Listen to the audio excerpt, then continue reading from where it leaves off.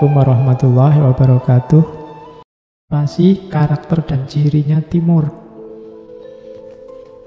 yang sering hilang karena didominasi oleh Barat? Dari banyak referensi yang saya jelajahi, ada beberapa titik-titik yang secara khas diakui membedakan orientasi hidup Timur dan Barat. Di catatan saya misalnya, kalau Barat itu kecenderungannya ingin menguasai alam, sementara Timur punya kecenderungan ingin menyesuaikan diri dengan alam. Barat ingin berada di atas alam, sementara orang Timur ingin memposisikan diri secara harmonis dengan alam. Tema ini panjang, tapi paling tidak kita tahu bahwa orientasinya beda. Nanti kan yang menguasai alam ini kan nanti melahirkan dampak-dampak yang luar biasa yang kita jelaskan di sesi sebelumnya. Itu yang pertama. Yang kedua, kalau Barat itu dikenal rasional empiris. Rasional itu yang masuk akal, empiris itu yang faktual. Jadi ilmu-ilmu Barat itu hanya menerima semua yang masuk akal atau ada faktanya. Yang tidak masuk akal, tidak ada faktanya, oleh Barat dianggap omong kosong.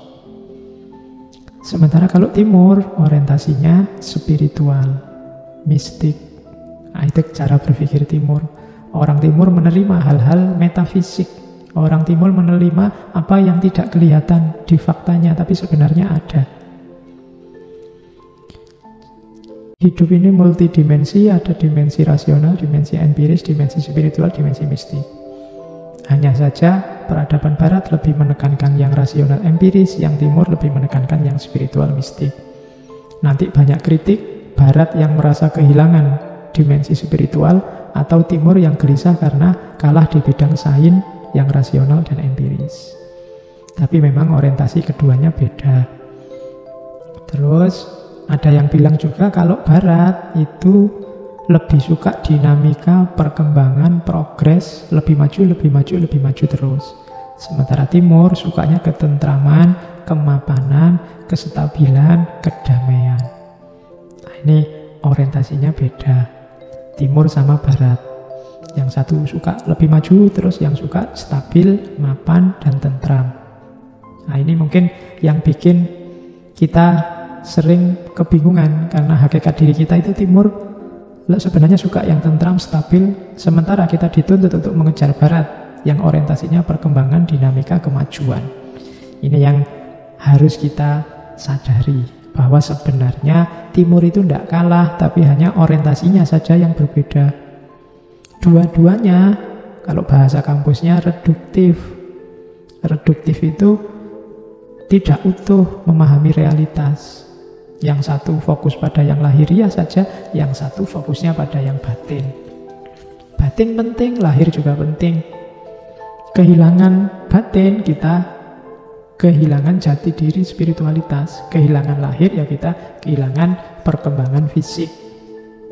Oleh karena itu, jangan terlalu minder, jangan terlalu pesimis, putus asa. Kita sebenarnya mungkin tidak kalah, hanya orientasi hidup kita saja yang berbeda kalau dibandingkan dengan Barat. Tema ini panjang, cuma saya ingin membatasi sedikit karena temanya muhasabah. Mari kita tengok lagi diri kita, pemikiran-pemikiran Timur yang tadi orientasinya sudah dijelaskan sebelumnya. Yang ini Barat dalam tanda petik tidak punya. Sekarang banyak orang Barat menggali pemikiran-pemikiran Timur. Yang orang Timur sendiri sering lupa atau meninggalkan orientasi gagasan-gagasan Timur ini. Mari kita tengok sebentar. Yang pertama, pemikiran-pemikiran Timur, ya Timur itu termasuk ranah gagasan-gagasan dalam kajian Islam. Biasanya masuk kategori Timur juga, karena hampir semua negara-negara Islam wilayahnya Timur. Yang pertama, gaya Timur itu, yang pertama ada percaya pada kebenaran universal. Kalau dalam Islam, ketemunya pada Tuhan. Kalau di Barat kan tidak. Di Barat itu yang dipercayai rasio dan empiris. Dunia akal, rasional, dan dunia nyata. Dunia nyata ini dunia yang berubah-ubah. Tapi kalau dalam pemikiran Timur, agama apapun di Timur termasuk Islam, percaya ada kebenaran universal. Kalau di Jawa mungkin disebut kasunyatan, sangkan paran. Jadi cirinya timur biasanya selalu ada itu. Kemudian yang kedua, di dunia timur ada pandangan bahwa manusia dan alam itu dua hal, dua entitas yang tidak terpisahkan. Manusia sama dengan alam, alam ada dalam diri manusia. Manusia itu mikrokosmos, kalau alam makrokosmos. Makanya di dunia timur, alam semesta dan manusia itu berdiri sejajar harmoni. Beda sama barat, yang manusia ada di atas alam. Akhirnya mereka mengeksploitasi alam. Kalau dalam Islam, baik alam maupun manusia itu levelnya makhluk. Tidak boleh di kalangan makhluk ada lebih tinggi, lebih rendah. Karena di atas makhluk satu-satunya hanya Khalik, yaitu Allah. Itulah tauhid. Nah, itu ciri kedua yang khas. Kemudian ciri ketiga, di dunia timur biasanya ilmu tidak hanya untuk ilmu, tapi ilmu dibarengi dengan laku yang hasilnya kualitas hidup yang meningkat.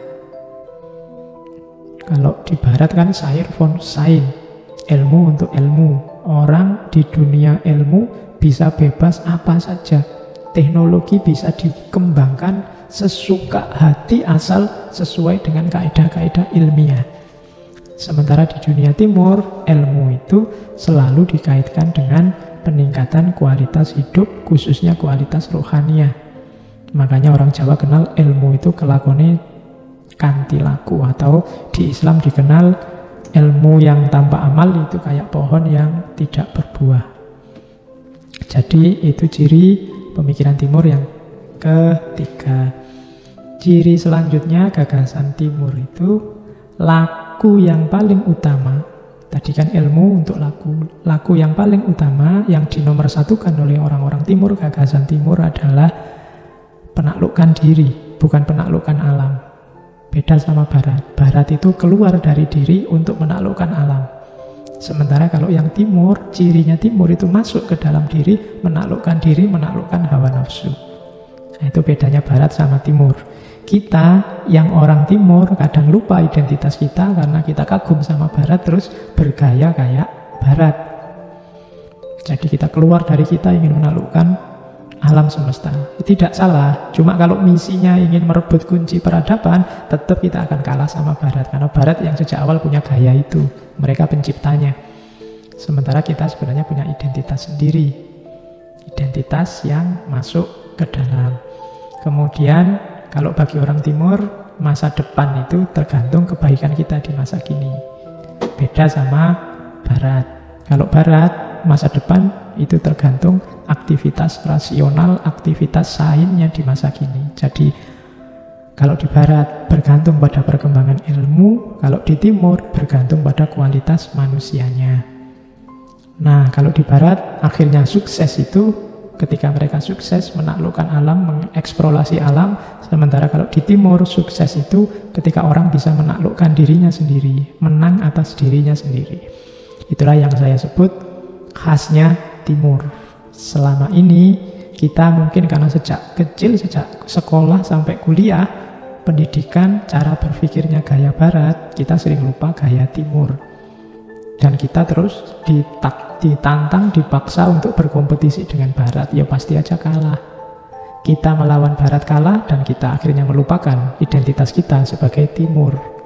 Nah, itulah kerugian-kerugian kita, semoga bisa jadi bahan muhasabah di bulan puasa ini.